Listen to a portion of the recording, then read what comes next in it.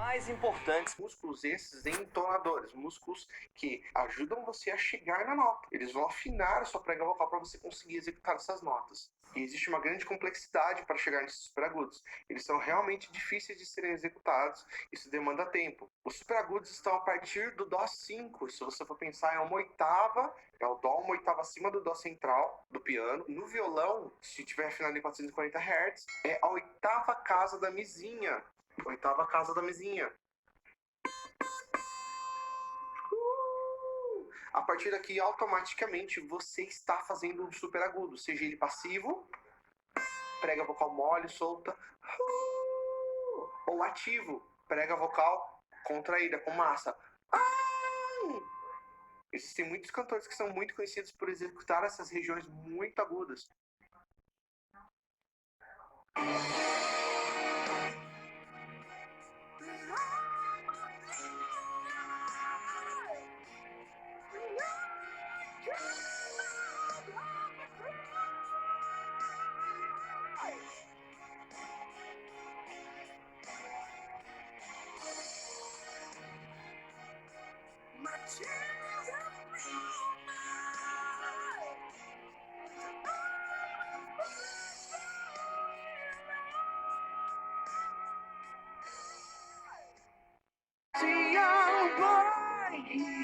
E as suas limitações do momento.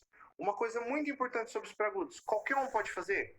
Sim, qualquer um pode fazer. Se ele não tiver nenhum problema fisiológico, qualquer um consegue fazer com o tempo. Se você não tem condicionamento para fazer esse tipo de execução, você vai aprender com o tempo. Eu vou mostrar para vocês agora um vídeo de como funcionam os superagudos na nossa laringe.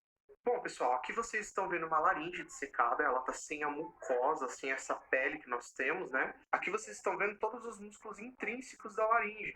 São aqueles são tais músculos que está se vendo muito hoje, né? Hoje eles são todos verificados na fisiologia vocal, fazem parte, né, das ciências vocais, da popologia, fazem parte da pedagogia vocal, e é muito importante vocês entenderem essa fisiologia, tá? Isso aqui é a laringe, vocês olhando de cima, como se fosse que estão me olhando daqui, ok? Essa parte aqui é o pomo de Adão, essa parte de baixo onde eu estou passando o mouse, essa aqui é a cartilagem cricoide, e então essa parte aqui é a parte da frente. O que eu quero mostrar para vocês são as funções para os superagudos.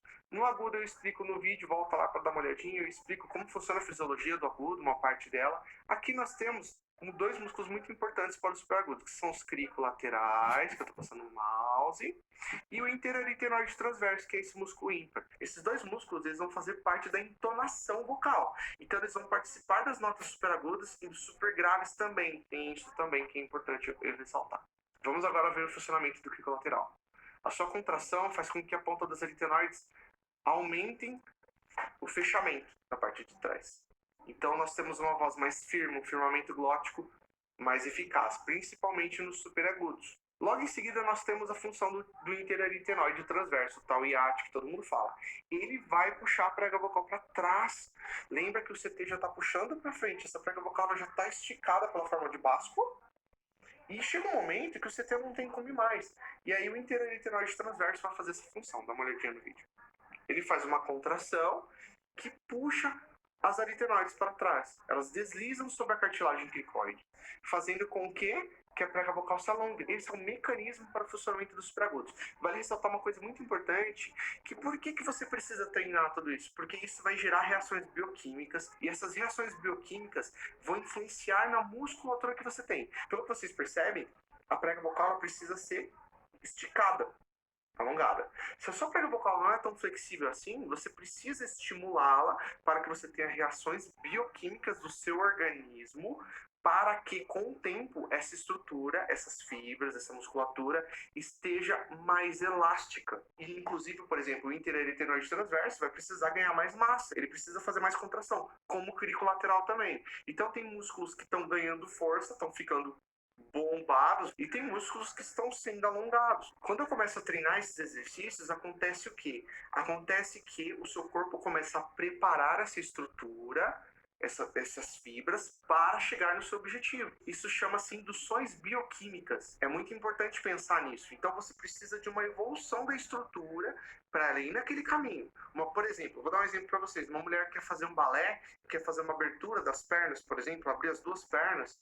Isso é muito difícil. Então essa estrutura, com o tempo, pelos exercícios que ela vai fazendo, essa estrutura vai chegando nessa elasticidade. Por quê? Porque vai tendo reações bioquímicas, ao passar do tempo, nessas fibras, essas fibras vão se modificar para conseguir executar tal ação. Agora que vocês entenderam um pouco fisiologicamente o que acontece, nós precisamos aprender a acessar essa estrutura. Tá, e eu que não quero fazer os superagudos, o que eu ganho com isso? Muito. O seu agudo vai ficar melhor. Se você treinar os superagudos, consequentemente, seus agudos vão ficar muito melhores. Primeira coisa, preciso ter um bom processamento auditivo para entender os pitches, que são as notas que eu estou executando. Primeiro exercício que eu vou te passar. Você primeiro vai começar a acessar uma nota superaguda, pode ser a partir do Dó, da oitava casa, e eu quero ver qual é o grau de dificuldade que você sente. Você vai pegar essas 3 notas e acessá-las com uma voz muito passiva, muito leve. Você pode fazer tanto em boca fechada, de início, para você não se machucar, ou vibração de lábios. Você consegue fazer isso? Eu gosto muito da vibração de lábios para esse tipo de execução. Veja se você tem muita dificuldade para acessar. Agora que você escuta essas 3 notas, e se você consegue executar, você está pronto para começar a trabalhar os superagudos. Ou seja, ou você já estava estudando, você sempre gostou e sempre treinou, ou você pode ter visto meu vídeo anterior sobre os agudos também, que é muito importante. O primeiro exercício ele é muito conhecido como sapinho. Você vai encher a sua bochecha de ar, certo? Na hora que você encher a sua bochecha de ar, você continua empurrando pressão. Você vai sentir que toda essa parte vai ser trabalhada e você vai sentir uma certa pressão sobre a laringe. Por isso que a gente brinca do sapinho, tá? Então, eu jogo a pressão e continuo empurrando.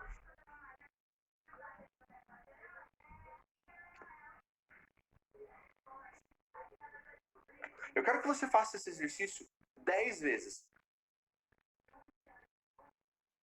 Segurando 2 a 3 segundos. Então, eu já fiz 3 vezes.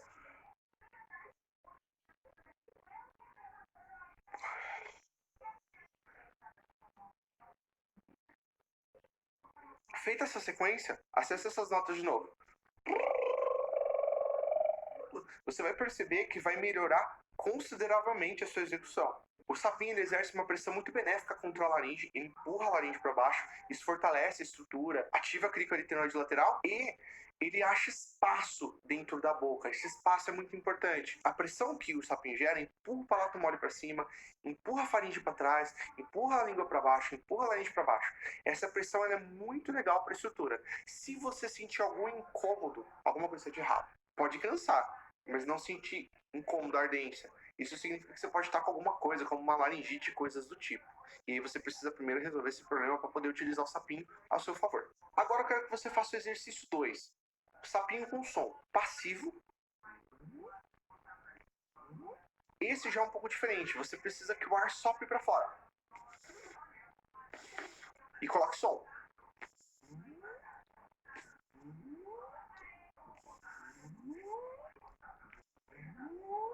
Tudo isso vai te ajudar a chegar nessas notas com mais facilidade. Exercício 3. Toda vez que falamos sobre superagudo, nós não podemos projetar a voz para frente, como é de costume de muitos ajustes vocais. Não é essa a ideia. Para superagudos, nós precisamos reter um pouco a estrutura. Isso vai fazer com que o nosso crico lateral faça um bom trabalho de firmamento glótico. Lá na parte de trás, posterior da laringe, a gente precisa fechar essa laringe bem efetiva. Se nós tentarmos executar esse superagudo para frente, nós vamos ter esse som aqui, ó. Não é essa a ideia. Olha o tanto de vazamento. Aqui eu tô com um pouco firmamento na parte posterior. Eu preciso fechar isso. É muito diferente. Como que eu vou fazer isso? Nesse exercício a gente precisa simular algumas coisas. Esse exercício é um pouco mais difícil de você dominar. Você precisa aprender a controlar o seu volume. A brincadeira não é no super agudo agora. Imagina no médio uma voz passiva. Ai, falsete.